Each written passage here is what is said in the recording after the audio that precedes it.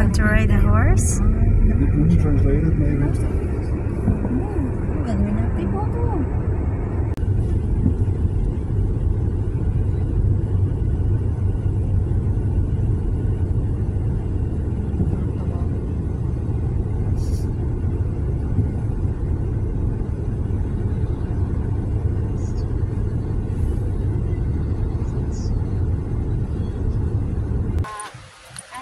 The deer.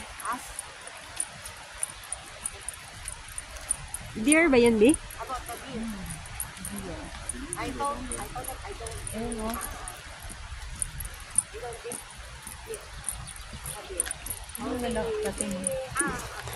Ganda nang nag-hiking, oh. Nakalipistik.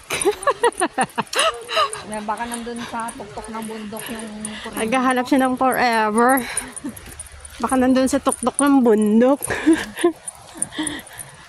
Oh, hindi social yung first try mo na hiking sa Poland. Kaya nga, kung na-miss mo yung hiking sa Hong Kong, dito ka na sa Poland nag-hiking. Alam mo bang lalaki yung kwento at paa mo? Malaki na talaga. Hiking ka. Malaki na yung paa ko. Alam mo yung friend ko na si Sandra? Ah, Maliit. Ang nipis ng ano niya dati, yung dito niya o balakang. oo. Every day, may 1 hour siya na rest. Tapos, Nag-hike siya. oh, every day, oo. Every weekend. Alam ko, everyday nag-hike siya. Ano yun? Hindi, nag-hike siya sa bahay, sa paligid Sa lang. paligid lang.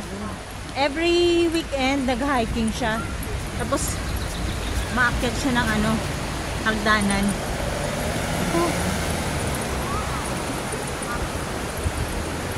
Di ba dumaan tayo kanina dahil tayo. Saan tayo tatawid?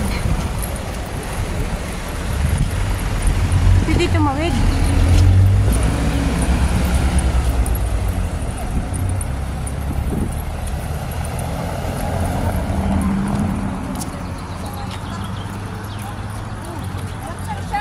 Andun sa kabila.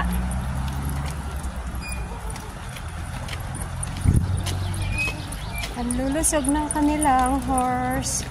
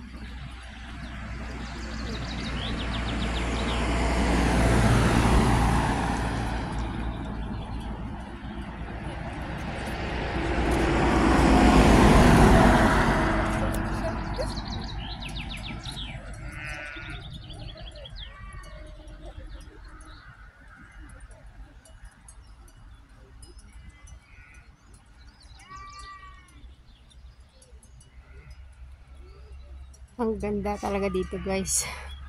Sarap mag-hiking.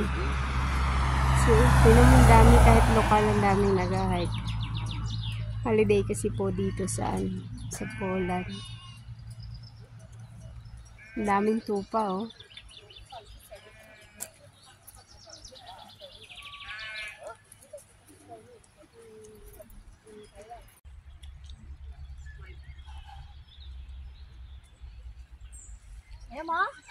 Doon kami pupunta sa tuktok.